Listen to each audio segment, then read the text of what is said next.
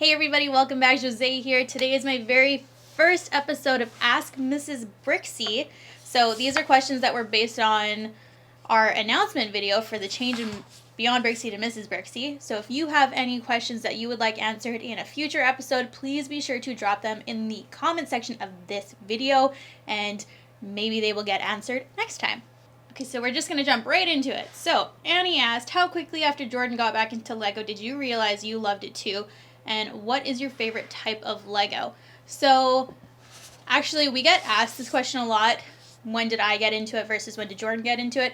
Actually, we got into it together. About 6 years ago, we were just hanging out watching Star Wars. I'm sure you've heard the story. And we just decided to go buy a Lego set. And of course, it was a Star Wars set. It was the 2014 AT-AT Walker. You can see them all over here. We built a few sets and we were really enjoying it. You know, after we did the AT-AT Walker, we got the tumbler and we both loved it right off the hop. It was sort of just like a really fun activity for us to do. It was a de-stressor. We both liked it equally, I would say. And then over time, it just became more of a de-stressor for Jordan and more of just a casual hobby for me. So he was building more than I was. That first year, we were building everything together, and then he sort of started doing more on his own and started YouTube and all that. So it grew a lot more with him, but we really got into it together. Maddie asked, how did you and Jordan meet? We are actually longtime family friends. We probably met when I was a baby, actually. Our mothers are best friends. They've worked together for over 30 years, so longer than either of us have been alive. We used to go on ski trips together. That's when we saw each other the most. We would go to Banff and Jasper and all that. And there was about an 8-year gap where we didn't see each other, and then we just started talking one day, and the rest is history. HML5776 asked, what are my top favorite 3 Lego sets, my top 3 favorite movies, as well as what have I built in the Lego city that I'm the most proud of? I'm going to start with favorite movie, just to come back to Lego. That's a hard one. I'm going to say Because I Said So, Grease, and Little Mermaid. Those, I would say, are my favorite movies. My favorite 3 Lego sets, that's hard. I know for sure my all-time favorite set is the Lego Disney Castle. That thing is just unbeatable, in my opinion. I'm biased. So I am obsessed with all things Disney. If you've been around for a while or you know me at all, you know I'm just obsessed with Disney. I have Disney decorations all over my house. I have a Disney tattoo. I love Disney World. It is my favorite place in the entire world. I went there a lot growing up and we actually got married there. So it holds a very special place in my heart. And I think that it's just always going to be my favorite set. My second and third favorites are hard. I love the brand new Harry Potter Hogwarts Icons as well as Diagon Alley. I think that Hogwarts Icons might be my favorite of the 2. So between those 2, that's probably like a second and third favorite. And then I'm just going to give you a 4th. It might be a 3rd. I don't know. I think Assembly Square. That, I believe, is my favorite modular building. I love city buildings, so we're going to go with that. Okay, so next up, Oldendorf asked if I would do Lego themes or sets that Bricksie doesn't like to review. So there aren't honestly too many themes or sets that Jordan doesn't enjoy that I do. We kind of have the same view on the themes, such as Ninjago. We only really like the larger sets that we can put in the city.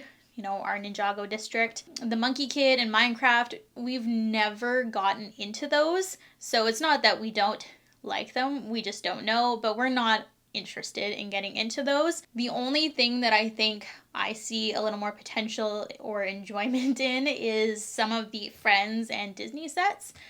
So by seeing potential, I mean, we recently got and built the newer 4+ Disney sets, such as the Mickey plane, the Minnie ice cream shop, there's the fire station, farm, one other one. Can't remember what it was. So we got those, and I kind of took them apart a little bit and made them work in a theme park setting. So they are currently in our amusement park. They look really great. I think we made them work, or I made them work.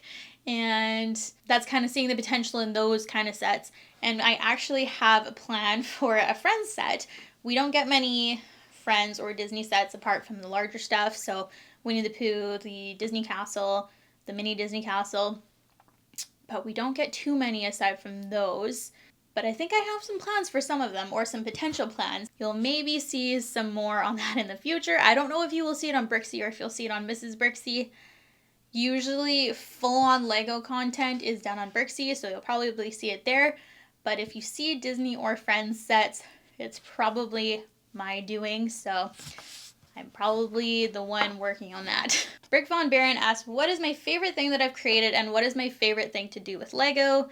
Sorting, parting out, building, tiling. I mean, I'd have to say that building is probably my favorite thing to do with Lego. I am an instruction follower. I'm not super into mock building yet.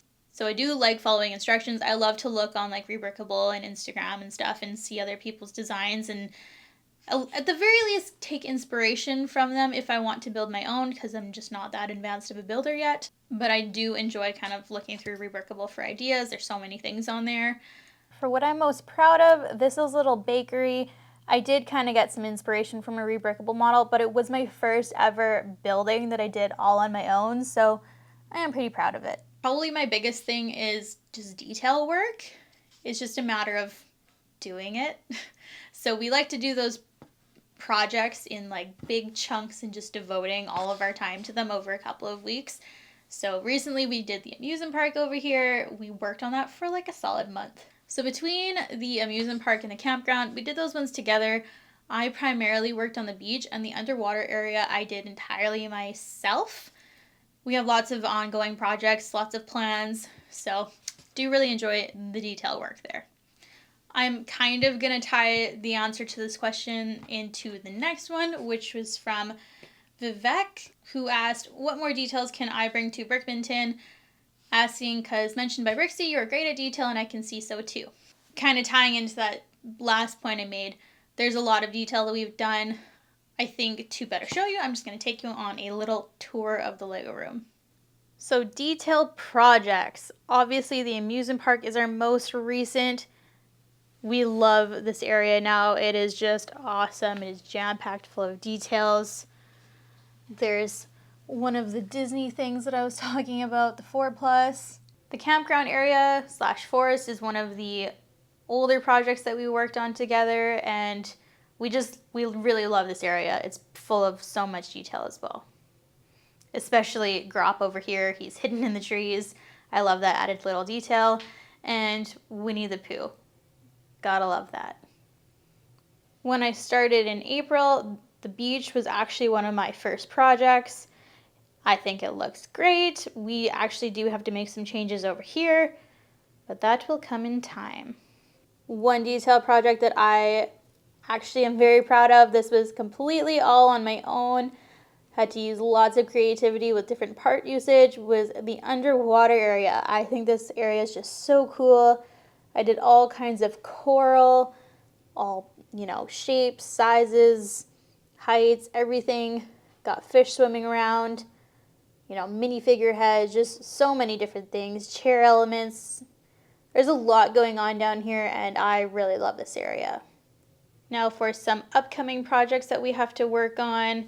Obviously, the Ninjago area, we've got some work to do over there. The zoo is just a huge mock. We obviously have to work on that. We are going to redo our boardwalk a little bit to introduce the Ferris wheel. So we'll work some detail into that area. And this whole area, we have some changes that we're going to make. We're going to do lots over here, actually. We have to sidewalk, tile everything. We're going to move our houses around a little bit. We really just have to polish this area up, and it's going to look great. Something else that I'm working on, this is just my project, is I will be doing the facades for Diagon Alley.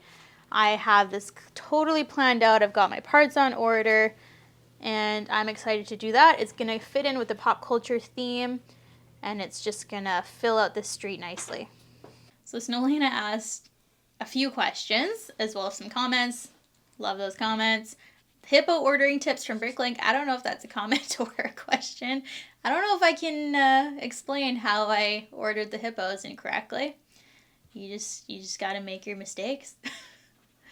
If you don't know what I'm talking about, go watch Spot a Hippo on the Bricksie YouTube channel. Her first question is, how do we plan our content? We actually have a pretty detailed Google Doc. So our document is a day planner, and it schedules essentially for about a month, and we will put in advance if we know that there are new set releases or there's an embargo on a Lego set.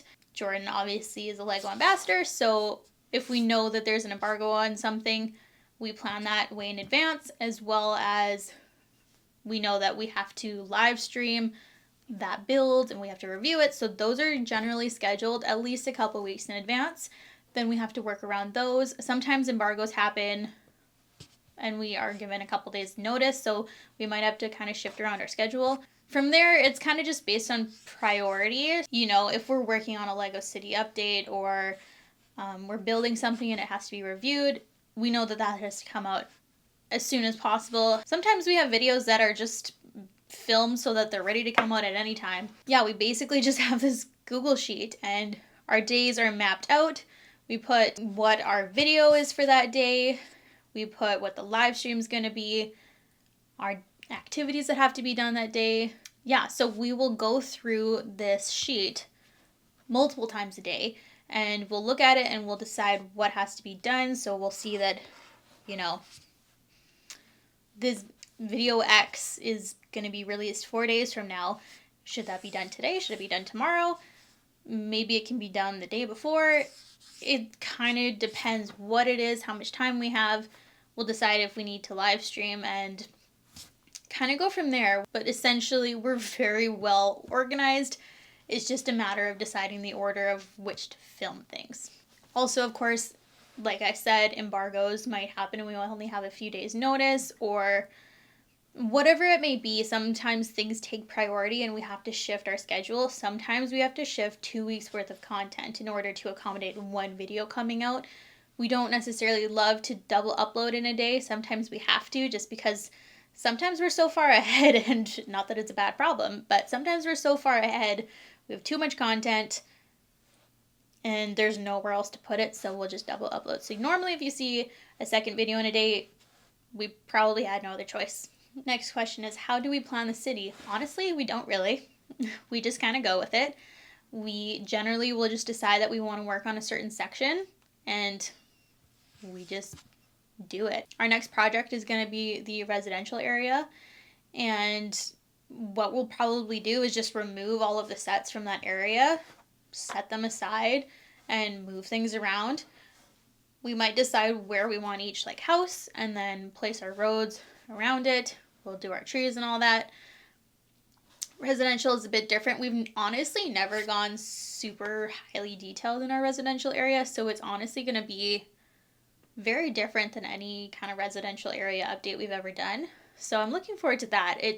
We're going to make it look good. It's never really looked super great, to be completely honest. We usually don't really have much of a plan for making our city changes. We make the changes when we go to do them. Honestly, not too much planning. It's just kind of, we plan as we go. Final question is, how do we make trees? I actually have a video coming out specifically on trees very shortly. You'll see it probably in the next few days. We have a lot of different kinds of trees as well. On the Bricksie channel I did a few months ago, there's a tutorial on the little bushes I have in the city. So check that out. But yeah, I'm not going to show you. Not going to show you right now. Stay tuned for that video. Okay, and finally, Tommy asked, where do we hope to see ourselves in the next 5 years? Also, what is my favorite or first Lego set that I ever got? So I did mention that earlier. Favorite set is the Disney Castle, and first set was the 2014 AT&T Walker. So where do we see ourselves in 5 years, and what is our 5-year plan? That's a great question. I would love to see the Bricksie channel somewhere around 500,000 subscribers. I think that would be incredible. I honestly don't think that that's an outrageous expectation or hope, prediction, whatever. You know, it took about 5 years to get to 15,000 subscribers, about, 6 or so months to get to 50, and then only a year later we've gone over 100,000 from that. So grown pretty fast in a short amount of time in the last year and a half. So I don't think that that's outrageous. I think it would be pretty awesome and a huge achievement. We, and especially Jordan, obviously has just worked so hard, and yeah, this is our little baby, and it's just a huge dream for us. Yeah, I'm not too sure about Mrs. Bricksie. I'm obviously going to continue. We're really enjoying it. It is our behind the scenes. Obviously, most of the major Lego focus is still on Bricksie, and I'm kind of more behind the scenes of the Lego and kind of our day-to-day. So we're going to keep growing. Honestly, I'm not sure how big Mrs. Bricksie's going to get, but hopefully if we stick with it, we can grow. Honestly, don't know what my prediction or hope is for in terms of a number, but we are going to keep hammering on. All right, if you are new to me or Mrs. Bricksie, I actually left my job in April to join Jordan at this full time. So, we're very confident in this Lego YouTube journey, our business that we have. We're very confident. We are so proud of it. We have so many hopes for the future, and yeah, just ecstatic and super pumped to see where this takes us. In the next 5 years, who knows? I don't know if we'll be here anymore. We have played around with the idea of moving the Lego room, the city, all the business, the company, out of the basement. We did kind of play around with the idea of a warehouse. I don't know if that's going to happen. Unlikely that it will. We've looked into it, and I don't think it's going to happen, like, ever. At one point, we were talking about having a Bricksie Studios where that would be more of a business, like a storefront for people to come see the Lego City. I'm honestly not overly enthusiastic about the idea of doing that. We both come from business backgrounds. My family owned a few businesses. I had a lot of experience in that. I managed one of our stores for quite a few years. I honestly don't really have much interest in doing that. We had a great time with our businesses, but I don't think that's me. I don't think that's really us. I can't really foresee us having a Lego storefront business. I know a lot of people would love to see that, but I just don't think it's very feasible, and I don't have much interest in doing that. So I don't think that will happen. Who knows? You never know what's going to happen in the future. Never say never, but I don't foresee that happening. We've played around also with the idea of eventually maybe moving to a larger property and building like a warehouse shed type thing on the property, and that would be the Lego City / Lego room, and all that and everything. The whole business and everything would be in there. We have lots of plans or ideas and hopes for the future. Not really sure, honestly. We take this thing day by day. Can't really make too many predictions, but what I love and what we love the most, I think, is just the flexibility of what we do on a daily basis. We have the ability to eventually, when we have kids, we will have a lot of flexibility with our time to raise our kids, and they could, we could have a little playpen. They can't go near the shelves because that's a hazard, but they can hang out down here with us. So yeah, I think it'll be a great little family thing, and yeah, hopefully that gives you a little bit of an idea. We have lots, like I said, we have lots of plans, lots of hopes for our future, and we're just excited. We have no idea where this is going to take us. It's kind of a crazy job that both of us have, and we're very excited to see where it takes us. Okay, well, I think we covered some pretty good questions. Like I said before, if you have any questions that you would like answered, please drop them below in this video, and we will select from those questions for the next Ask Mrs. Bricksie. I hope you enjoy this. I hope that gave you some insight into me and what I do down here. Please be sure to like and subscribe and stay tuned for more coming out soon. Thank you so much. See you guys.